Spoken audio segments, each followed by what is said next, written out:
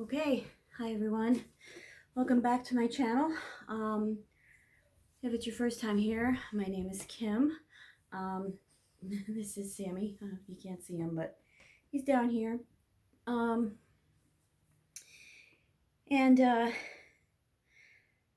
basically, it's still during the coronavirus, and I'm here going through some depression, anxiety, and coming off of meds that the doctors put me on. That's for another filming because yeah, they put me on crazy meds that I shouldn't be on, and probably many people who are on them shouldn't be on them. But the mental health system is not the best. And anyway, what did help me though was I went to an outpatient program, and they taught me what I'm continuing to teach here for other people is DBT skills. I don't know if you can see that. DBT skills training by Marsha Linehan. And let's go where we left off. Okay. Now, analyzing your behavior. This is something that I definitely, over the years, have figured out pretty much down to a science without this training. But for those of you who have not yet and who are, everyone's on their own journey, this is some things that can help you figure out some things that have happened to you already and how you handled them, and kind of go backwards to see where you could have done something different, where the outcome could have been different, where like you could have done, I don't know, A or B, instead you did C, and then D happened. But if you did A or B, then maybe X would have happened, and that would have been a better scenario. So basically they call it chain analysis, is for when you engage in ineffective behavior. If you're that kind of person who every day is just dealing with other people, especially, is you find yourself not getting the results you want. And this is in no way, to be manipulative maliciously with other people. If anything, it's to be more polite, or more, mature or wise, or just feeling the other person and what they would want instead of what you're giving them, and then therefore they'll appreciate you more. It's nothing malicious. It's nothing to, manipulate anybody. But anyway, a chain analysis examines the chain of events that leads to ineffective behaviors, as well as the consequences of those behaviors that may be making it hard to change them. It also helps you figure out how to repair the damage. Missing links analysis is for when you fail to engage in ineffective behaviors. A missing links analysis helps you identify what got in the way of doing things you needed or hoped to do, things you agreed to do, or other things people expected you to do. It also helps you problem solve for the future. So, the way this looks, I will show you here. And eventually I will have these handouts available for you to download or copy or whatever, but you could always, pause it, take a screenshot, whatever. So you do a chain analysis, and it's basically, the first thing is the vulnerability, basically the problem behavior, and then the prompting event in the next circle. Don't mind the dogs, they're in the background playing.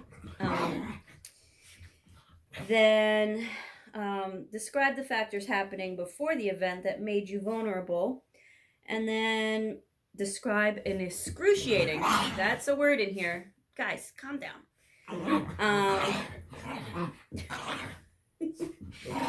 They're just playing. They sound a little vicious, but they're just playing. Um, Describe in excruciating detail the chain of events that led to the problem behavior. And then describe the consequences that happened because of your problem behavior. Then, to change the behavior, guys, come on. Describe skillful behaviors to replace the problems, develop prevention plans, and then repair. Now, for an example, let's say the problem behavior is overeating. Hold on. You guys. Let's see. Let's say the problem is overeating or over drinking. Actually, I kind of think, yes, you can use the chain analysis for those things, but those are a little, I don't know, I think those are deeper problems than what this can solve. But if you have a problem with both, if it's only like once in a while you overeat or once in a while you overdrink, then yeah, I guess you could use this. Another problem behavior could be yelling at your kids or throwing a chair. Hold on. Excuse me, guys. Come on. Go. Okay, so I tried to get them out, but they're not doing it. Let's see. So, throwing a chair, having an overwhelming emotional outburst, disassociating, or not coming to, or not going somewhere you're supposed to go, or putting off or refusing to do skills practice, like this kind of stuff. So basically, you have to identify exactly what you did, what you said and thought or felt. Identify what you did not do. And also identify what you did do. Then describe the intensity of the behavior. Then describe the problem behavior in enough detail. Then it says that an actor can play in a movie or could recreate the behavior. So, basically,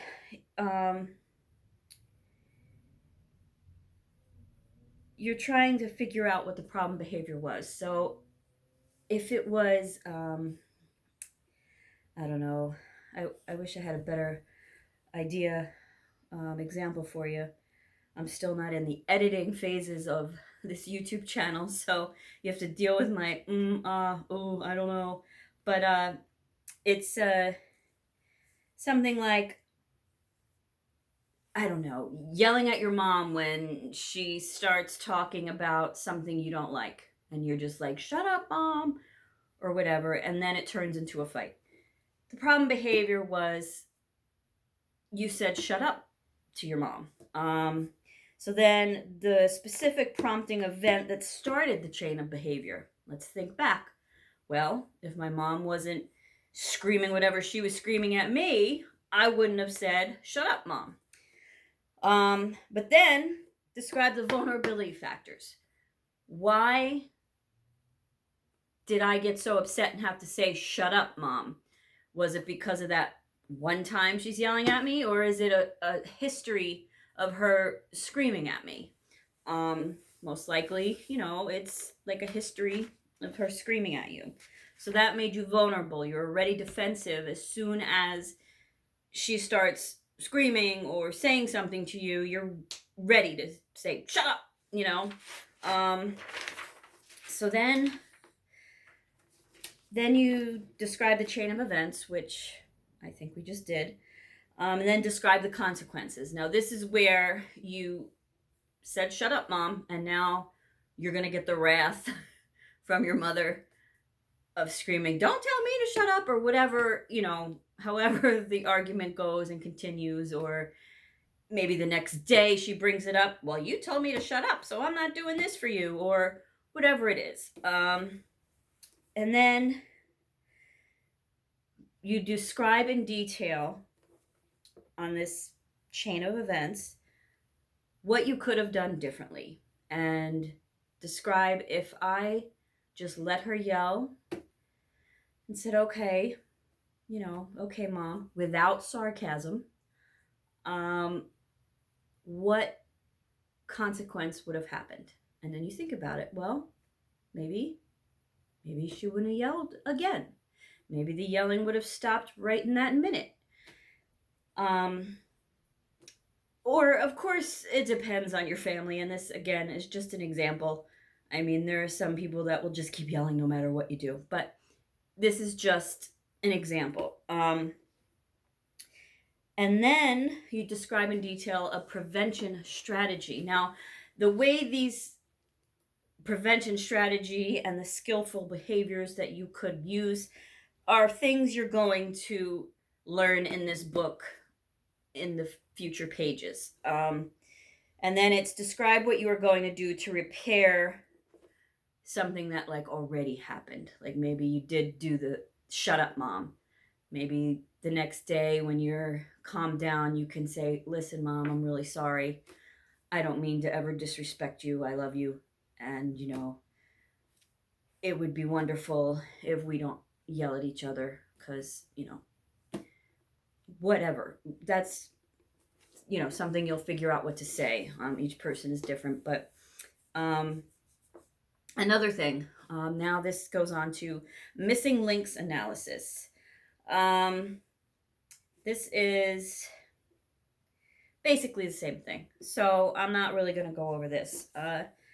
So the behavior chain analysis is circles of, each thing. What happened that made you do the problem behavior, another circle of the problem behavior, and then,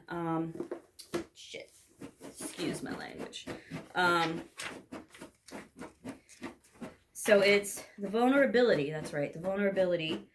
But basically it starts out problem behavior and then the prompting event and the vulnerability and the chain of events and the consequences. So once again, I'll put this up here so you can figure out what it is. You kind of work backwards. So the behavior chain that I just explained would go something like, I told my mom to shut up in the first circle. I'm sorry, that would be the last circle or whatever. No, it wouldn't even be the last circle. I'm getting this confused. Basically, you're going to do what it says on this paper and fill in the circles, and then you'll be able to see the chain of events in the order that it kind of happened. And then the consequences are the last of it. And then you can figure out what it is that you could have done different. Let's see where we can go next. Now, this is the pros and cons of using skills. Now, using the skills in this book. The pros of practicing skills is you'll get to know them better and you'll be able to think about them quicker than not practicing them. Practice, I don't say practice makes perfect, but it can make it easier. Not practicing skills will make it harder. And all these things, when you practice them, you want to do them before the distress is so out of control that now you're, scrambling in your mind for things to do. This is why I'm trying to teach people, because I know from experience, being depressed or anxious, once you're in the deep part of anxiety or the deep part of depression, you can't claw your way out of it at that moment. Like if it's just very hard. But there are skills in this book that can help ease it a little.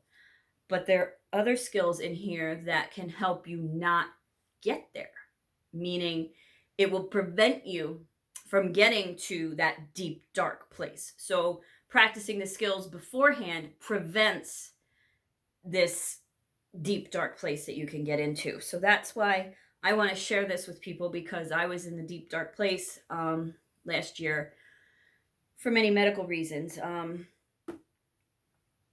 And not sure, I think I told you guys some of it, but I was passing out and they didn't know why. And when I would pass out, after I would wake up and become conscious, I would be depressed, suicidal for 2 weeks. I never was suicidal in my life. Yes, I had depression and anxiety, but never suicidal. And then, of course, when I'm reading on the internet, everything, it was, they were saying if you have grand mal seizures, you can be depressed afterwards. Well, depressed is an understatement of how I would feel. They found out I have vasovagal syncope, which I now take medicine for. So, knock on wood, I haven't passed out in a very long time. It's been about, I don't know, 9-10 months maybe. But before that, I was passing out like every month. And it all started last January 2019. Right after I found out that I had pseudotumor cerebri, another thing. And I think it's related. They say no, the doctors say no. But that, again, that's another whole YouTube video. So anyway, this is what the skills are for, is to prevent you getting to the dark place. Now, again, I couldn't have told myself, yeah, you're going to pass out tomorrow, when I'd never passed out in my whole life. That's not something I could have predicted or prevented, but it is, now that I know it's happened, I can now take a step back, look at the events coming up to it, and maybe ease the pain about it. So went and got help, got medicine, blah, blah, blah.